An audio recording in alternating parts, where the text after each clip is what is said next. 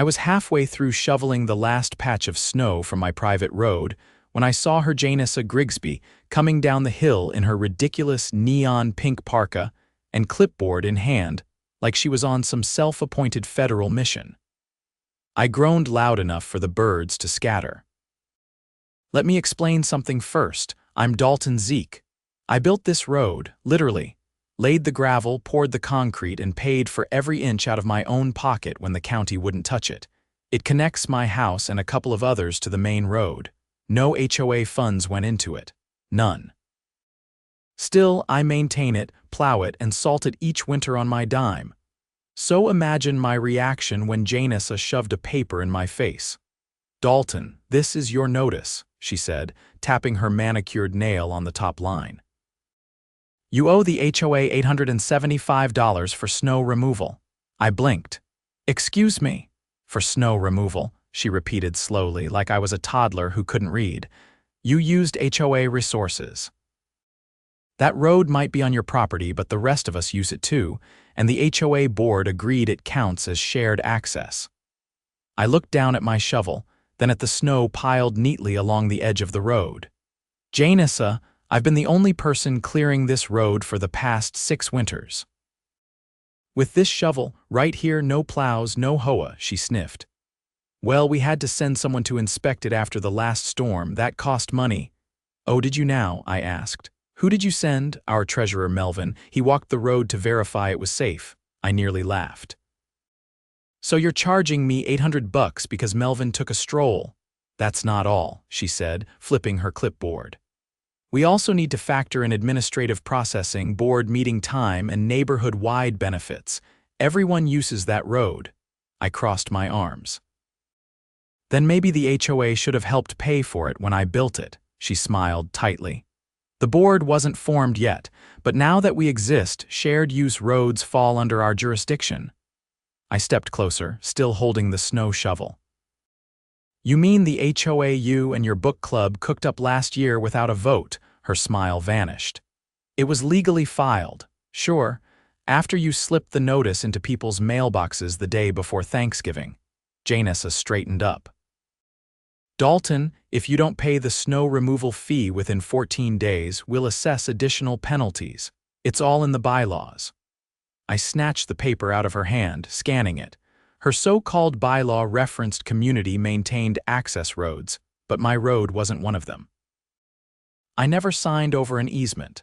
There was no record of the HOA assuming responsibility. And I had receipts, permits, contractor invoices, and even photos of me paving the damn thing in my work boots. I looked her dead in the eye. "You messed with the wrong guy," her voice faltered for the first time. "Excuse me, I built this road, I maintain this road. And now I'm going to bury this HOA nonsense under more paperwork than you could ever imagine." I walked back to my truck, pulled out the file folder I kept for situations just like this, and flipped it open. Janessa's face lost color when she saw the stack of county permits with my name all over them. "You've got 2 weeks," I said. "Fine, I'll see you in 1. I turned and walked back up my road, leaving her standing there in the snow, clutching her clipboard like a lifeline. The next morning, I drove down to the county records office. Not because I needed more proof, I already had every permit and invoice neatly filed, but because I wanted to make sure nothing had changed behind my back. With people like Janessa and her little board of busybodies, you learn to expect the unexpected. "Zeke," said Dave, the clerk behind the counter. He was halfway through a powdered donut and had a newspaper tucked under his elbow. "Haven't seen you since that zoning meeting about the fence heights." "Yeah, well," I said, setting the HOA notice on the counter, "looks like I've got a fresh headache." He took one glance and snorted. "Oh boy, Grigsby again. She's trying to say the HOA has jurisdiction over my road now. Claims it's shared access." Dave wiped his fingers on a napkin and pulled up the parcel maps. "Still listed as private, deeded to you, no public easement, no right-of-way granted to any association. Any recent filings?" He clicked through a few screens, adjusted his glasses, and shook his head. "Nothing touching your land. No amendments, no transfer of access. If they're claiming authority, it isn't through us. I leaned on the counter. Could they have tried to file something elsewhere, like under a different name? Dave raised an eyebrow. Not legally. Any change to property access would have to come through this office, and you'd have to sign off. I tapped the edge of the clipboard Janessa had left behind. Then they're bluffing, or worse, he frowned. Want me to print you certified copies of the road parcel records? Signatures, timestamp, all that? Better make 2 sets. As I left the office, my phone buzzed. It was my neighbor, Carla the nurse who lived 3 houses down. She sounded rattled. Dalton, did you give the HOA permission to put up a gate at the top of the hill? What gate? They're out there now, installing metal posts.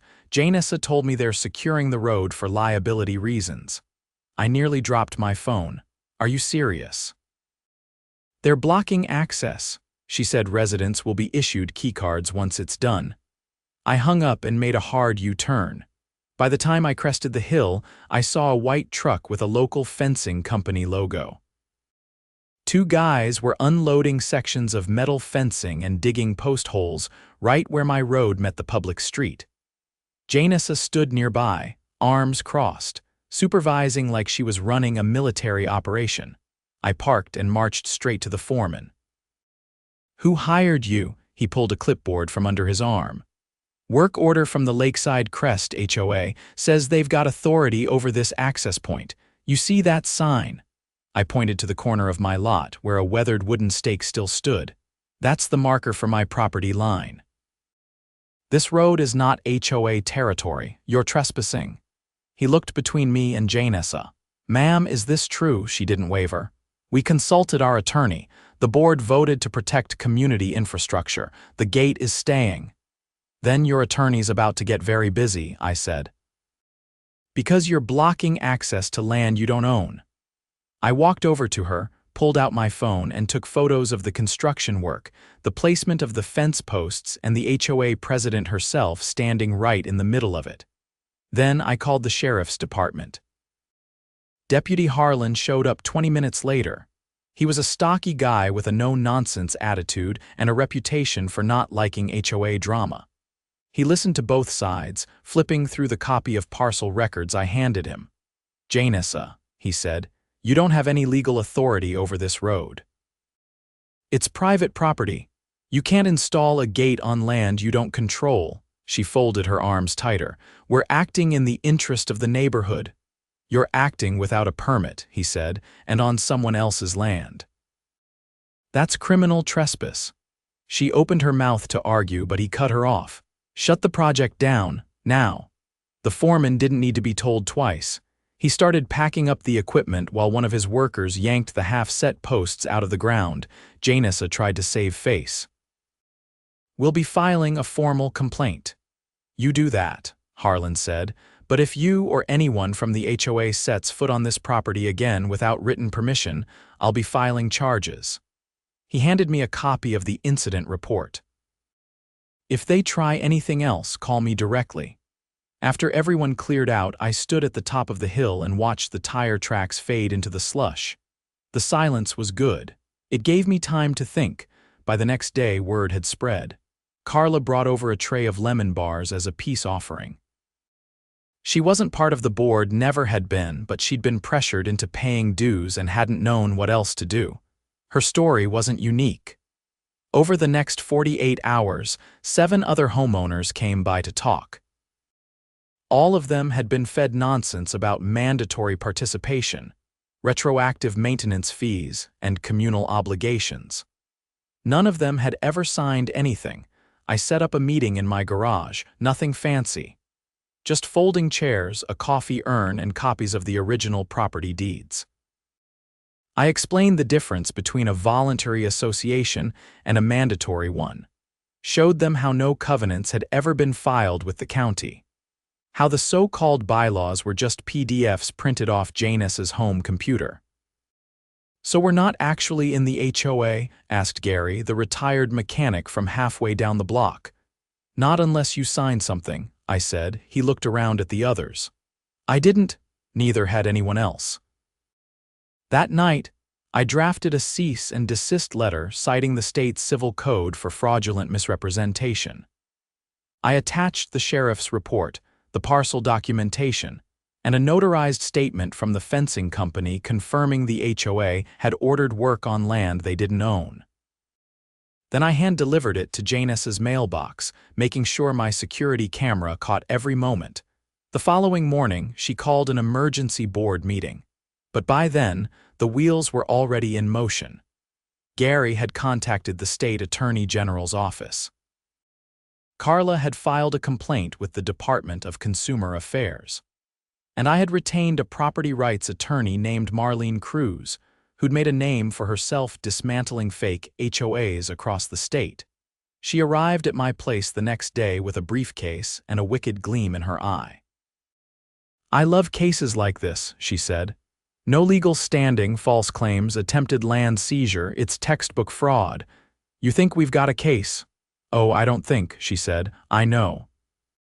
And once we file for declaratory relief and punitive damages, they'll wish they'd never printed that clipboard. We weren't just going to make them back off.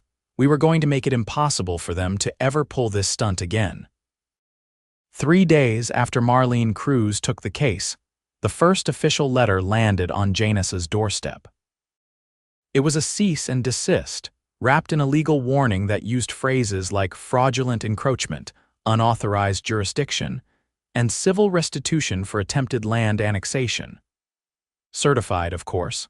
Marlene didn't play games. By the following Monday, the HOA's board had gone silent. Their group emails ceased. No more flyers, no more threats stuffed into mailboxes. But the silence wasn't surrender, it was the eye of the storm. On Friday morning, Carla knocked on my door, clutching a paper with both hands and eyes wide. "They're doubling down," she said, stepping into my garage. "Look." I took the paper and read.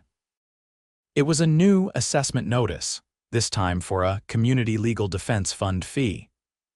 Apparently, the HOA was demanding over $400 from each homeowner to protect the board from baseless legal threats and preserve neighborhood integrity. Carla's voice cracked. "They're saying you've endangered the entire community by involving a lawyer." I handed it back. "They're bluffing. They can't enforce fees on a board that doesn't legally exist," she nodded slowly. "But Dalton, some people are paying. They're scared." That was the moment I realized this wasn't just about my road anymore. The HOA wasn't just overreaching, they were manipulating people into handing over money under threat of fake legal consequences. That was extortion, and we had to put an end to it. Marlene and I met that afternoon at the county courthouse.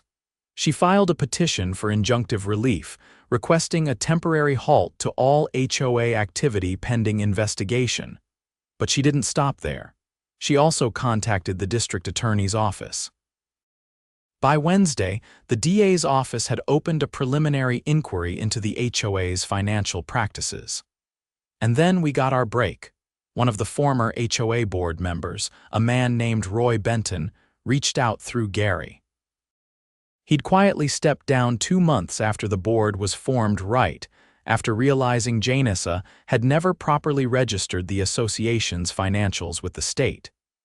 He met us in the back booth of a diner just off the highway, nervously fidgeting with a spoon.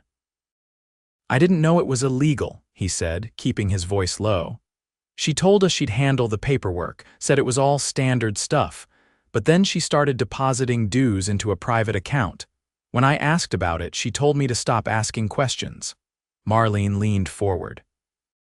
"Do you have anything in writing?" He hesitated, then pulled out his phone and tapped through his photos. He showed us a screenshot of a text message exchange with Janice, where she explicitly mentioned moving funds to my personal account temporarily to avoid tax issues. Marlene set her coffee down. "That's embezzlement." Roy swallowed hard. "I just want to do the right thing." "You just did," I said. That night, the DA's office escalated the case to a formal investigation. A week later, 2 unmarked cars rolled into the neighborhood just after dawn. I watched from my driveway as investigators entered Janice's home with a warrant. They came out 20 minutes later with 2 laptops, 3 boxes of documents, and a very pale Janessa in handcuffs. The charges were serious: wire fraud, embezzlement, and criminal misrepresentation. Turned out she'd collected over $30,000 from homeowners under false pretenses and funneled most of it into personal expenses. Vacations, spa treatments, even a down payment on a second car. The fallout was immediate. The HOA effectively collapsed overnight. Melvin, the so-called treasurer, vanished from the neighborhood, his house going dark and his mailbox overflowing. No one had seen him since. The fencing company sent me an apology letter and a full refund for the partial installation, admitting they'd been misled about property ownership. But the real victory came 2 weeks later in a packed courtroom downtown. Marlene stood beside me as the judge reviewed the evidence. Parcel maps, financial records, Roy's testimony, everything laid out in meticulous order. The judge's ruling was swift and unambiguous. The HOA had no legal authority, had violated multiple state and county laws, and had unlawfully attempted to assert control over private property. He ordered restitution for all homeowners who'd paid into the fake association, plus damages for emotional distress and legal fees, an amount totaling over $60,000. And then came the final blow. He granted a permanent injunction barring any future HOA from forming in our neighborhood without unanimous consent from every property owner, and full compliance with state registration procedures. In other words, Janessa's little empire wasn't just dismantled, it was legally salted. After the hearing, a few of us grabbed lunch at the diner where we'd first met Roy. Gary raised a glass of iced tea. To Dalton, the guy who paved the road and paved the way. I shook my head. I just didn't let them steal it, Carla laughed. Still. Next time someone tries to charge you for shoveling your own driveway, I want front row seats. Roy, looking more relaxed than I'd ever seen him, leaned back. They thought they had us trapped, but they never saw it coming, and that was the truth. They thought they could use fear, paperwork, and fake authority to steamroll a quiet neighborhood. But they forgot one thing: some of us read the fine print, and some of us never stop documenting everything. The neighborhood didn't just go back to normal, it got better. People started talking again. Helping each other. We set up a real, informal neighborhood group, not a board, just a place to share tools, swap tips, and make sure nobody ever tried to pull something like this again. The road stayed just like it was clean, clear, and mine. But now, everyone knew where the lines were drawn. And thanks to a few files, a few brave neighbors, and one bulldog of a lawyer, those lines weren't going anywhere. The neighborhood was still buzzing from the court ruling when I got a letter, one not from an imaginary board or a fake treasurer, but from the actual county prosecutor's office. It was addressed to me personally, sealed and stamped. I opened it right there in the driveway, careful not to tear any part of it. Inside were 2 things: an acknowledgement of my cooperation with the investigation and a subpoena request for a follow-up hearing. Not civil, criminal. Marlene called me 2 hours later, already knowing. They're going forward with felony charges, she said. The DA is going to pursue full prosecution. Apparently they found something worse than misused HOA funds. I set the phone on speaker and leaned over my workbench. What did they dig up? Forgery, and a fake land transfer filed under the name of a dead notary. I didn't say anything. They found it when the DA's office reviewed all the documents Janessa submitted to justify the gate installation, she continued. One of them included a forged easement agreement with your name on it dated 6 years ago. But the notary who supposedly signed off died 4 years before that. I stared at the faded blueprint roll I'd kept from the road construction. She filed it with the county clerk's office, Marlene added, but it never made it into the official records because the signature was flagged by an intern during a random audit last month. That intern deserves a medal. I let out a low breath. Can they prove she did it? She used her personal email address to submit the scan. That was the tipping point. The DA moved to add felony forgery, attempted fraudulent property transfer, and obstruction of public records to the existing charges. Janice's arrest had been dramatic, but her arraignment was quiet. She didn't speak. Her lawyer entered a not guilty plea, but it didn't matter. The state had her dead to rights. It wasn't long before the fallout reached the rest of the so-called board. A forensic accountant, assigned by the court, traced the flow of funds through a chain of small transactions. Turns out, Melvin hadn't vanished. He'd taken a trip to Arizona, trying to liquidate a vacation property he bought with HOA funds.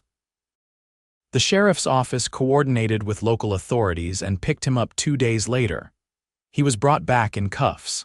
At the preliminary hearing, a parade of witnesses testified. Carla described the pressure she faced, how board members dropped by unannounced and hinted at liens they had no authority to place. Roy explained the internal dynamics of the board, how Janice operated like a CEO, bypassing votes, rewriting policies on her laptop, and threatening to revise membership tiers if people didn't comply. I was called up last. The prosecutor handed me a printout of the forged easement. "Mr. Zeke, have you ever seen this document before the investigation began?" "No." "Is that your signature?" "Absolutely not." "Did you ever at any time sign over access to your road to the Lakeside Crest HOA?" "Never." The judge asked to see my original parcel records. I pulled them from the folder I'd carried in since day one. "Verified and notarized in accordance with county procedures," the prosecutor said, holding them up. "All consistent and no indication of any transfer." The judge nodded, then turned to Janice's lawyer. "Counsel, unless you're prepared to dispute the authenticity of the state's evidence, I'm inclined to proceed to trial." They weren't prepared. The lawyer asked for a recess. 3 days later, Janice accepted a plea deal. 5 felony counts, including forgery and fraud. She agreed to full restitution and forfeiture of all assets tied to HOA funds. Melvin took a separate deal: 2 years of probation, plus community service and repayment. The court ordered the dismantling of the HOA entity. Every trace of its existence was to be deleted from county records. A receivership was created to manage the repayment process, and I was appointed as the liaison between residents and the court-appointed administrator. It wasn't a title I wanted, but I took it to make sure no one ever tried anything like this again. 2 months later, the neighborhood held its first real meeting, voluntary, informal, and entirely transparent. No dues, no votes, no threats, just chairs in Carla's backyard and a stack of burgers on Gary's grill. Roy brought lemonade. Someone asked what we should call ourselves now. "Not an HOA," someone shouted, and that stuck. We printed up a few signs: "Not an HOA, just neighbors." One of the kids down the street, a sharp teenager named Lily, offered to build a simple website to keep everyone informed: yard sales, lost pets, weather alerts. She even added a digital archive of the original court filings, just in case anyone ever questioned what had happened. Carla approached me during cleanup. "You think anyone else is going to try something like that again?" I shook my head. "Not while I'm still here," she smiled. "You really hate clipboards, don't you?" "Only when they show up in the snow," we both laughed. That winter, when the first big storm hit, I was out early with the plow attachment on my truck, but this time I wasn't alone. Gary showed up with a snowblower. Carla brought coffee in a thermos the size of a fire extinguisher. Even Lily came out, dragging her younger brother behind her with a shovel. The road was cleared in under an hour. No fees, no threats, no fake bylaws, just neighbors doing what needed doing. And for the first time in a long while, the road didn't just belong to me. It belonged to everyone who stood up when it counted.